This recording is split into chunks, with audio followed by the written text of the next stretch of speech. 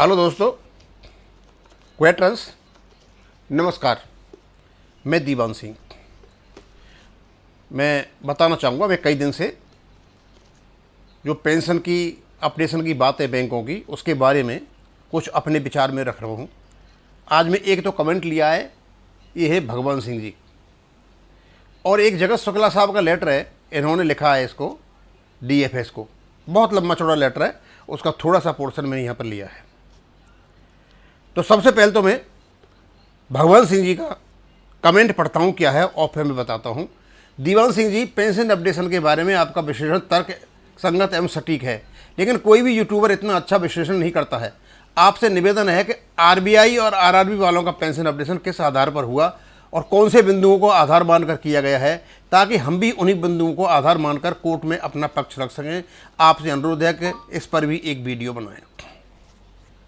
भगवान सिंह जी, मैंने जितने भी वीडियो डाले हैं, मैंने ये कहा था कि आपके घर में ही हथियार है, आपके घर में टूल है, उसको उपयोग करने की ज़रूरत है।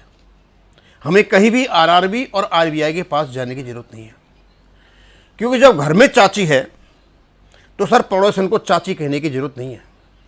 ये मानवीय स्वभाव है कि अपनी बीवी को छोड़ करके सबकी बीवियाँ बढ़िया लगती हैं। हमको RBI बढ़िया लगेगी, हमको RRB बढ़िया लगेगी।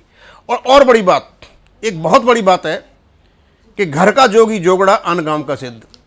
हमको RBI और RRB अच्छे लगते हैं, लेकिन अपने पास जो ताकत है, अपने पास जो बहुमूल्य चीज़ है, यानी एग्रीमेंट से मैच नहीं हुआ आपका पेंशन रेगुलर 995, उस पर कोई भी ध्यान नहीं दे रहा है।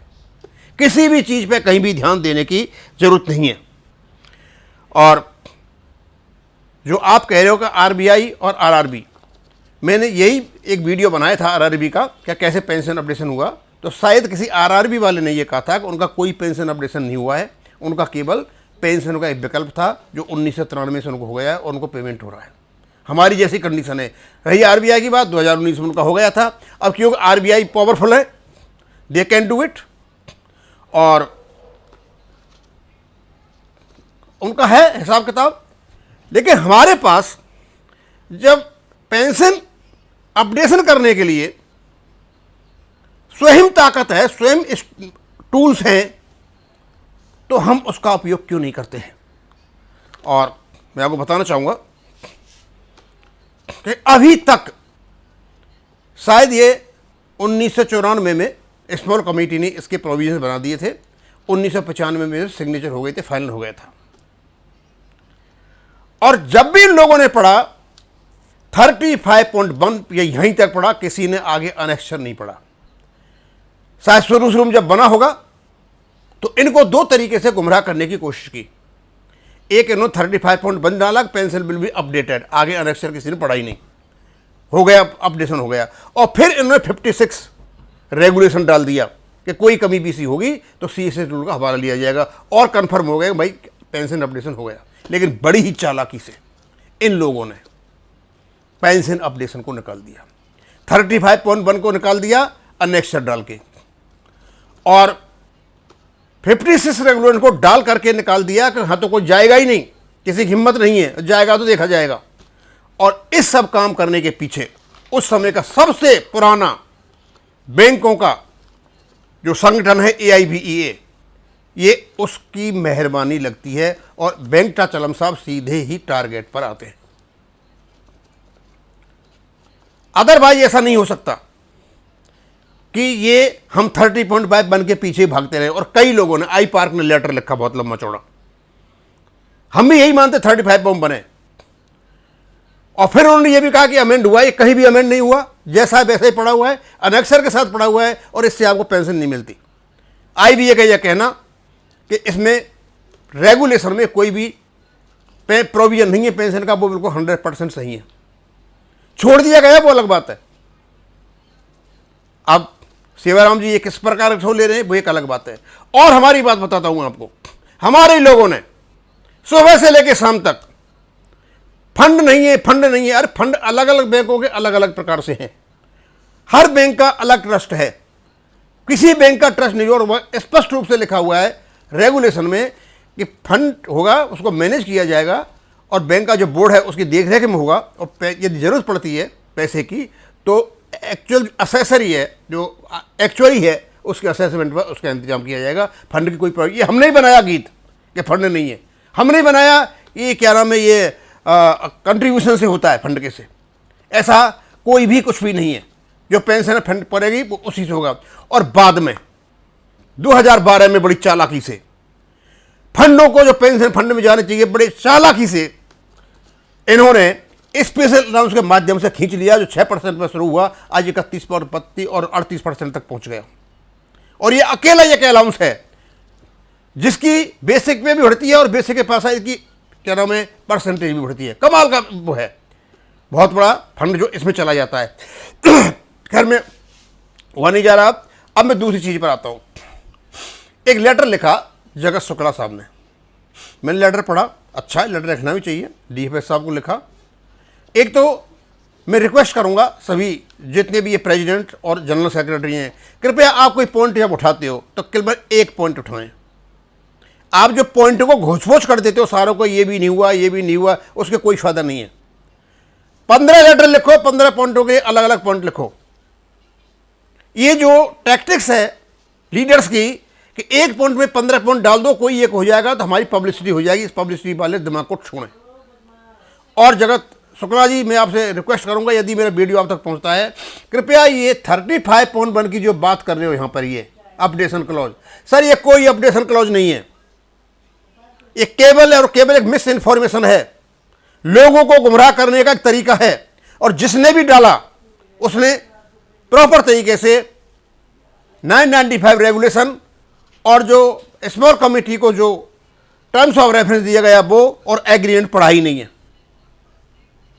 सबसे ज्यादा नुकसान इस 35.1 नहीं पहुंचाया और यह कभी भी अमेंड नहीं हुआ। यहां से अपना विचार भी बदलें और दिमाग भी बदले कि 35.1 आपको पेंशन अपडेशन नहीं देता है और कोई कोर्ट नहीं दे सकता इसके बेस पर, क्यों कोर्ट को रेगुलेशन चाहिए और ये कोई रेगुलेशन नहीं है। थोड़ा बहुत है तो आपका 56 रेजिड्यूरी जो रेगुलेशन दे रखे वो वहां थोड़ा बहुत बनता है और कहीं नहीं बनता है। अब समस्या ये है कि समस्या से कैसे निकाला जाए।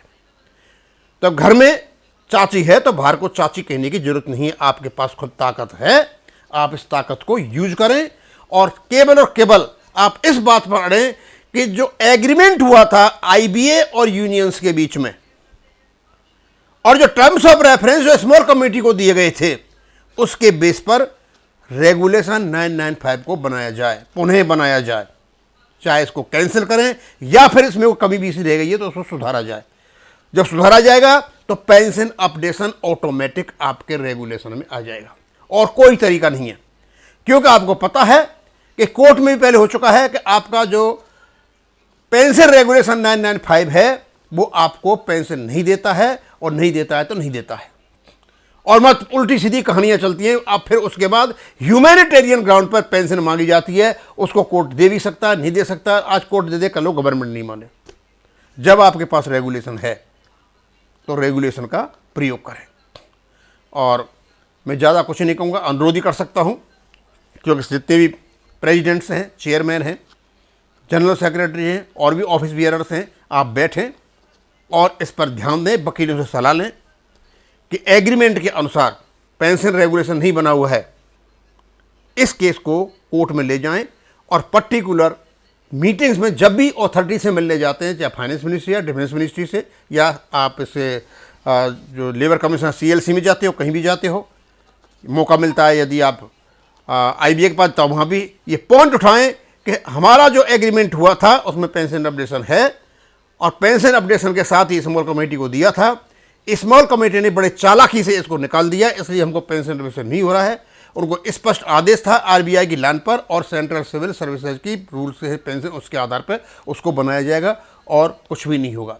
अब अंत में मैं कहना चाहूँगा, मंजिल की ओर ईमानदारी से बढ़ें, जानकारी से बढ़कर कोई हथियार नहीं, जानकारी से बढ़कर कोई हथियार नहीं, बिना अर्थ के जीवन का कोई सार नहीं। मुकाम ज्ञानी और हिम्मत वाले को मिलता है, मुकाम ज्ञानी और हिम्मत वाले को मिलता है, जिसकी कोई मंजिल नहीं वह बैंक पेंशन की तरह पिघलता है।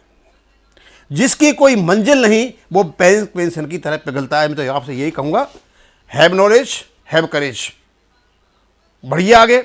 हथियार आपके पास है, ताकत आपके पास है, और आपके पास ये आकाश मिसाइल है, कोई रोक नहीं सकता, कोई भी सिस्टम इसको नहीं रोक सकता कि एग्रीमेंट के अनुसार आपका पेंशन रेगुलेशन 995 बने।